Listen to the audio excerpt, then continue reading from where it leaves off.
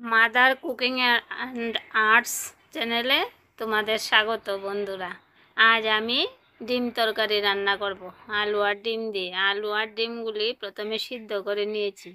এবার ডিমগুলোর খোসা ছাড়িয়ে নেব, আলুগুলোরও খোসা ছাড়িয়ে নেব।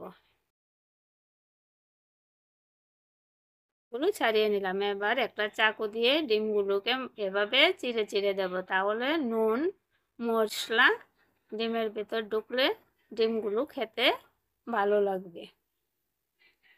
এইভাবে সবগুলো চিড়ে নিলাম একটা চাকু দিয়ে। এবার কড়াইতে কিছুটা তেল দিয়ে ডিমগুলো নুন হলুদ দিয়ে ভেজে নেব। ডিমগুলো নুন হলুদ দিয়ে ভেজে নেব। বন্ধুরা, তোমাদের যদি ভালো লাগে তাহলে চ্যানেলটা সাবস্ক্রাইব ও লাইক শেয়ার করে আমার পাশে থাকার জন্য তোমাদের কাছে আমার অনুরোধ রইল। তোমরা যদি আমার চ্যানেলটা সাবস্ক্রাইব করো তাহলে আমি উৎসাহ পাবো। আশা করব তোমরা পাশে থাকবে। ডিমগুলো এভাবে ভেজে নিলাম। ডিমের কালারটা কি সুন্দর হয়েছে দেখো। এবার আলুগুলো ভেজে নেব। আলুগুলো একটু সেদ্ধ করা আলু একটু ভেঙে নিয়েছি, তাতে নুন মশলা আলুর ভেতর ভালো করে ঢুকবে, খেতে আলুগুলো খেতে ভালো লাগবে।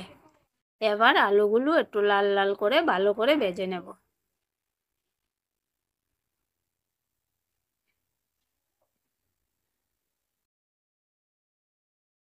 দিয়ে দিলাম পরিমাণ মতো নুন হলুদ। এবারে আলুটাও ভালো করে লাল লাল করে ভেজে নেব। তোমরা একবার এইভাবে রান্না করে আলুগুলো সেদ্ধ করে ভেঙে এভাবে ভেজে রান্না করে খেয়ে দেখো বন্ধুরা, দারুণ লাগে। এবার আবার কড়াইতে তেল দিলাম। তেলের পরিমাণটা অল্পই দেই। কম তেল মশলার রান্নায় তোমরা লক্ষ্য করলে দেখবে আমি তেমন কোনো মশলা ব্যবহার করি না। একটা শুকনো লঙ্কা আর একটা তেজপাতা দিয়ে দিলাম একটা পেঁয়াজ কুচি। একটা পেঁয়াজই কুচি কুচি করে কেটে দিয়ে দিলাম। এবার বাটা মশলা ব্যবহার করব আমি। বাটা মশলায় দেব পেঁয়াজ বাটা, অল্প পরিমাণ পেঁয়াজ বাটা, দেখো খুব কম পরিমাণেই পেঁয়াজ বাটা, সামান্য আদা বাটা। খুব বেশি মশলা দেই না বন্ধুরা আমি। জিরা ধনিয়া একসঙ্গে বেটে নিয়েছি, এইটাও দিয়ে দিলাম। শুকনো লঙ্কা বাটা, বাটা শুকনো লঙ্কা দিয়ে ভালো করে মশলাটা কষিয়ে নেব। তেল যেহেতু কম দেই আমি, তাই হলুদ গুঁড়ো দিয়ে দিলাম। তাই একটু জল দিয়ে ভেজে নেব মশলাটা, নেড়ে চেড়ে মশলাটা কষিয়ে নেব। এই দেখো সামান্য একটু জল দিয়ে দিলাম। যেহেতু তেলের পরিমাণ কম, তেল বেশি দিলে এই জলটা দিতে হয় না, কিন্তু যেহেতু আমি তেল কম দিই বন্ধুরা, তাই সামান্য একটু জল দিয়ে আমি মশলাটা ভালো করে কষিয়ে নিলাম। এবার আগে থেকে ভেজে রাখা আলুটা দিয়ে দিই, দিয়ে ভালো করে নেড়ে চেড়ে দিয়ে দেব তাতে পরিমাণ মতো জল।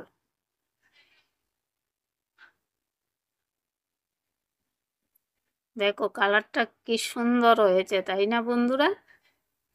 দারুণ লাগছে।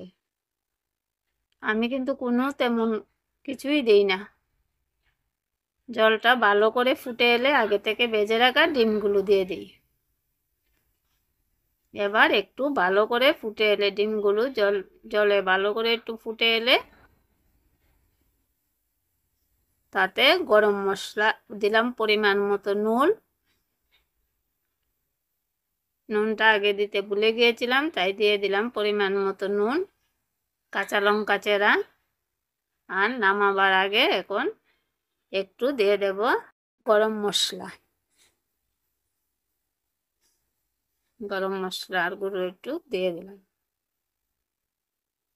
সব শেষে একটা গুঁড়া মশলা দেব। গুঁড়া মশলাটা আমি ভেজে গুঁড়ো করে রাখি, এইটা নামানোর আগে সামান্য একটু দিয়ে দিলে খুব ভালো সেন্ট আসে, তরকারিতে খুব ভালো সেন্ট আসে। ব্যাস, দিয়ে নামিয়ে নিলাম। দেখো বন্ধুরা কি সুন্দর লাগছে, তাই না? একবার খেয়ে দেখবে, অনুরোধ রইল।